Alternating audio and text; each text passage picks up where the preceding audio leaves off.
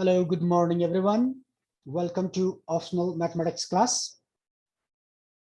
In optional mathematics, we are discussing about topics vectors.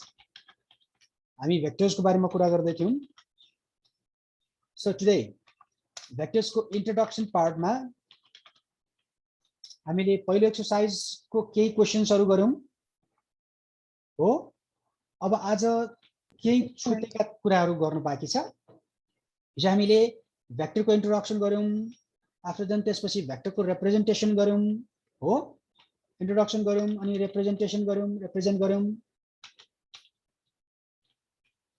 अनि directed line segment भनेर गर्यौं हैन.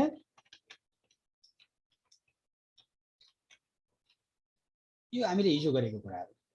अनि त्यसपछि अब आज चाहिँ के गरौं भन्दा डिस्प्लेसमेन्ट को कुरा गरौं है. Displacement. That means displacement लाई into vector कसरी find out गर्ने भनेर पनि लेखौं एउटा. त्यो भनेको कस्तो भन्दाखेरि if point A having coordinate 1 2 is displaced 2, point B कति हो लेखौं 4 -1 भनौं. यस्तो हो भने अब AB भेक्टर कसरी निकाल्ने भनेरतिर जाउँ है त. Then find AB vector. AB vector कति हुन्छ त यो निकाल्न तपाईले हिजो एक्जाम्पलमा हेरेको भए बुझिसक्यो होला है. अब त्यो कसरी निकाल्ने भन्ने कुरा चाहिँ यसरी हेरौँ है त. म डायग्राममा लेख्छु, डायग्राम ध्यान दिएर हेर त. फर एक्जाम्पल अब हामीले यो भेक्टर निकाल्नु छ. यसमा A को कोअर्डिनेट छ 1 2, यसलाई नो फिल गरे, नो लाइन गरे. आफ्टर देन यहाँनिर कोअर्डिनेट छ B, B को कोअर्डिनेट छ कति 4 -1 हैन. अब हामीले AB भेक्टर निकाल्नु छ भने कसरी निकाल्छौं त. त्यो निकाल्नको लागि एकचोटी हामी के गर्छौं, यसमा राइट एंगल ट्रायंगल फर्म गर्छौं. हेर्नुस् त यहाँबाट यसरी अपवार्ड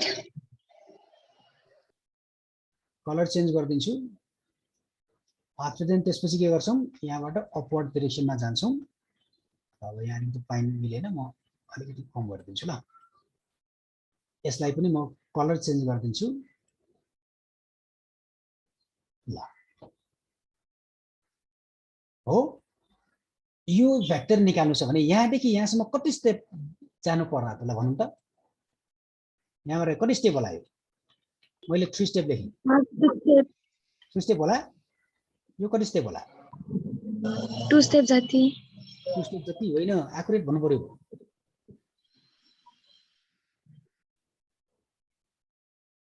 कति होला यो -3 स्टेप हुन्छ. त्यो भनेको नेगेटिभमा भन्यो है. त्यो एक्चुअली डाउनवर्ड जानु पर्ने थियो, डाउनवर्ड जानु पर्ने थियो. यस्तो थियो है. हो यो कोअर्डिनेट चाहिँ तल हुन्छ भने है त्यसको मतलब है. पुरो बुझ्यो नि. मैले कोअर्डिनेट माथि लेखेँ, यो यहाँ होइन यहाँ हुनु पर्ने हो भने हो है. यस्तो नि हुन्छ भनेपछि यो भेक्टर AB भेक्टर कति हुँदो रहेछ त.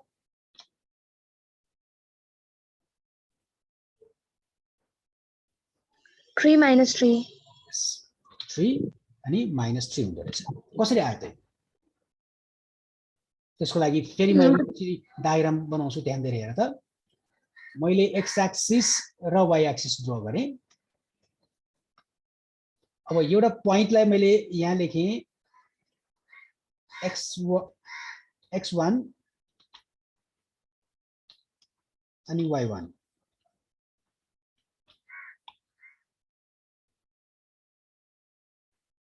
हो अब अर्को एउटा प्वाइन्ट लेखौं.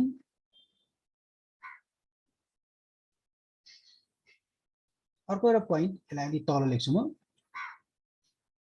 अर्को एउटा प्वाइन्ट लेखेँ मैले B 2 y2. कोअर्डिनेट्सहरु मैले लाइनको रूपमा लाइन ड्रा गरेँ अहिले. यहाँदेखि यहाँसम्म है। अब यो यति गरिसकेपछि म चाहिँ के गर्छु अब हेर्नुस् त, यहाँबाट एउटा भर्टिकल लाइन ड्र गर्छु यहाँसम्म।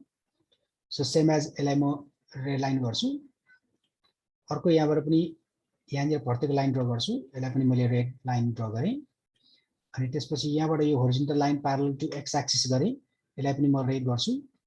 अब यति गरिसकेपछि हेर्नुस् त यो भ्यालु चाहिँ कति हुन्छ होला त, यो मात्र भ्यालु x1 हुन्छ होला हो।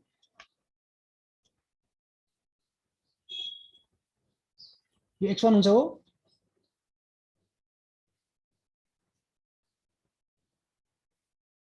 हो यो चाहिँ कहाँदेखि कहाँसम्मको भ्यालु, यहाँदेखि यहाँसम्मको भ्यालु।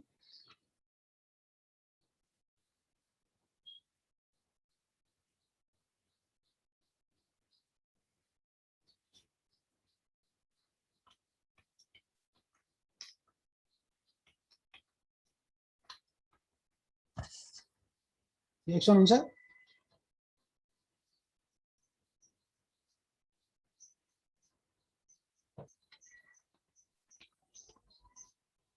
हुन्छ होला, कोही बोल्दैन। सर कसरी? अनि अघि नै भन्नु पर्यो नि त, के भनेको यो यहाँ पोइन्टसम्म जानको लागि यहाँबाट कति आउनु पर्थ्यो,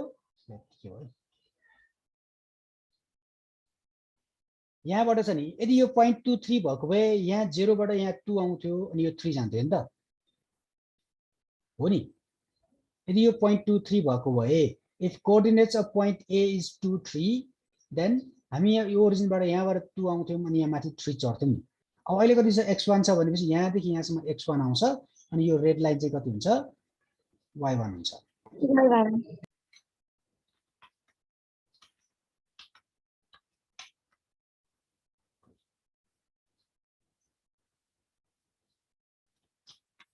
यस्तो हुन्छ होइन। अब त्यसरी नै यहाँदेखि यहाँसम्मको डिस्टेन्स चाहिँ कति होला त, यो पुरै मेरो के हो छिनछिनमा माथि माथि जाँदो रहेछ, यहाँदेखि यहाँसम्म यस्तो हुन्छ कि।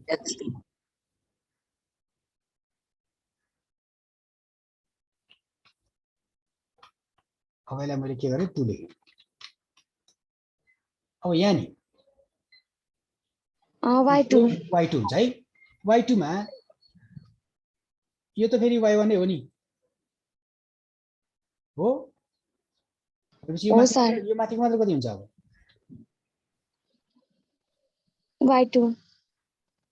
y2 माइनस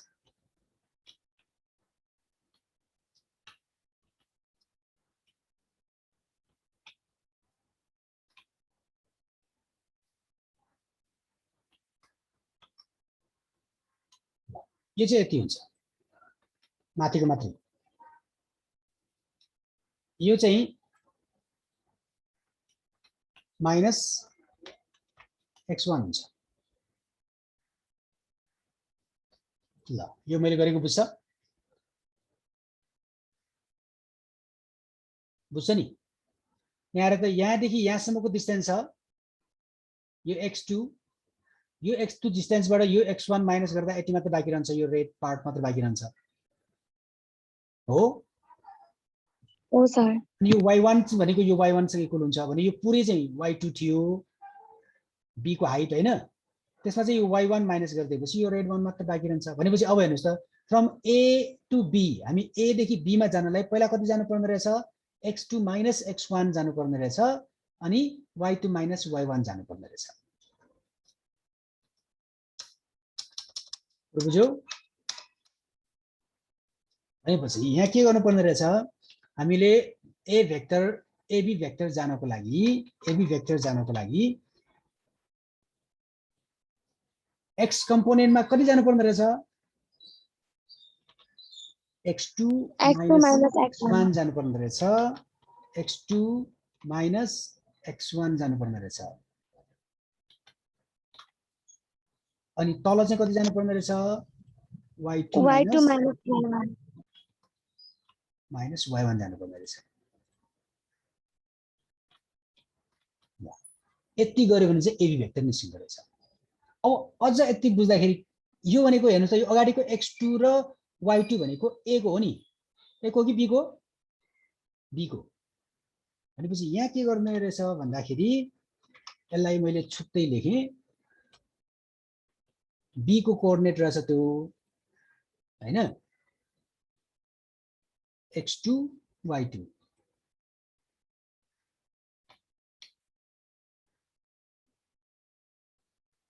यो चाहिँ पछाडिको पोइन्ट रहेछ भनेर बुझ्नुहुन्छ क्या, यो पछाडिको रहेछ माइनस अनि अर्को चाहिँ अगाडिको रहेछ।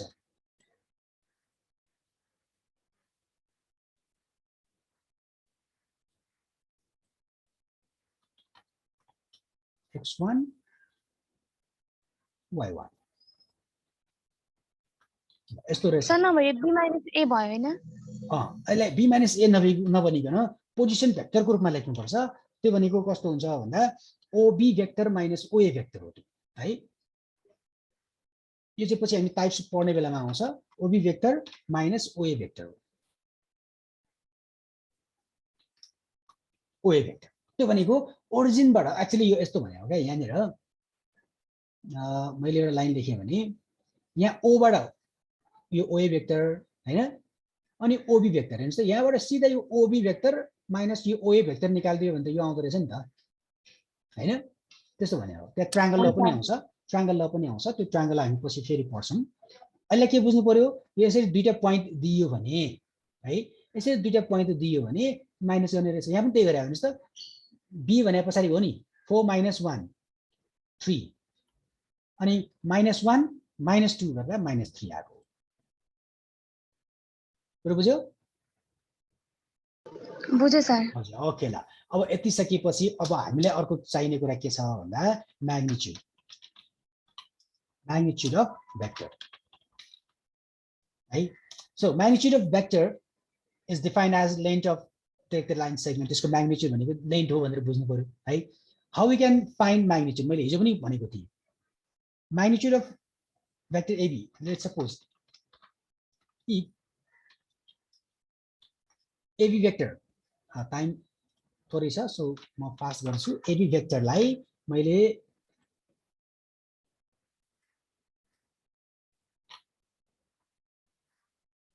(1 3) लेखेँ। then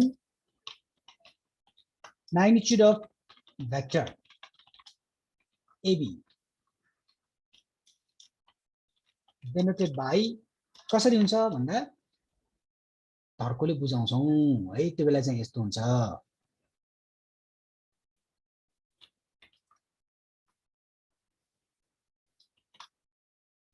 and calculated as।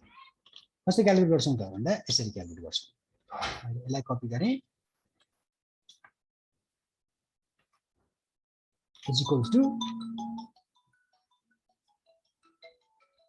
Time सकिनलाई यहाँ फोन आएको छ, एकैछिन ल।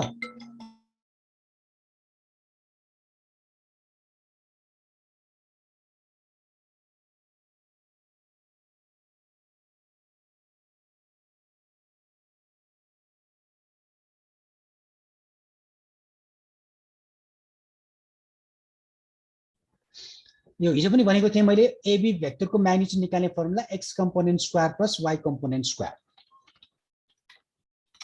यो गरेपछि के आउँदो रहेछ, म्याग्निट्युड आउँदो रहेछ। ठीक छ? यो किन भनेर भन्नुपर्छ, फेरि मैले यतातिर सोझाएँ भने हामीले के गर्नुपर्ने, म्याग्निट्युड निकाल्दाखेरि यो निकाल्नु पर्ने रहेछ हैन, AB को लेन्थ निकाल्नु पर्ने रहेछ। अनि AB को लेन्थ निकाल्ने भनेको राइट एंगल ट्रायंगल युज गर्ने बेलामा यो x कम्पोनेन्टले के काम गर्छ, बेसको काम गर्छ, यो y कम्पोनेन्टले परपेन्डिकुलरको काम गर्छ। अनि पाइथागोरस थ्योरम युज गर्दाखेरि AB is hypotenuse and hypotenuse is always equals to root under p square plus b square हैन। त्यही भएर x कम्पोनेन्ट स्क्वायर र y कम्पोनेन्ट स्क्वायर गर्दाखेरि लेन्थ आउँछ भनेर यो गर भनेको है। अब यो पछि अर्को एउटा चाहिने भनेको हामीलाई direction, direction of vectors. Direction of vector भन्दाखेरि direction of vector can be defined as angle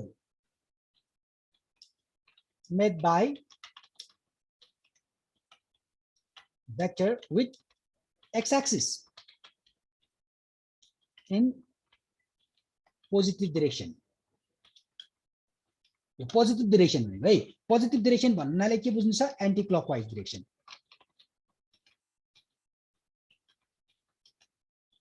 anti clockwise direction त्यो भनेको कस्तो त, यदि मैले यहाँ फिगर लेखेँ, we have less than 1 minutes लेफ्ट, सो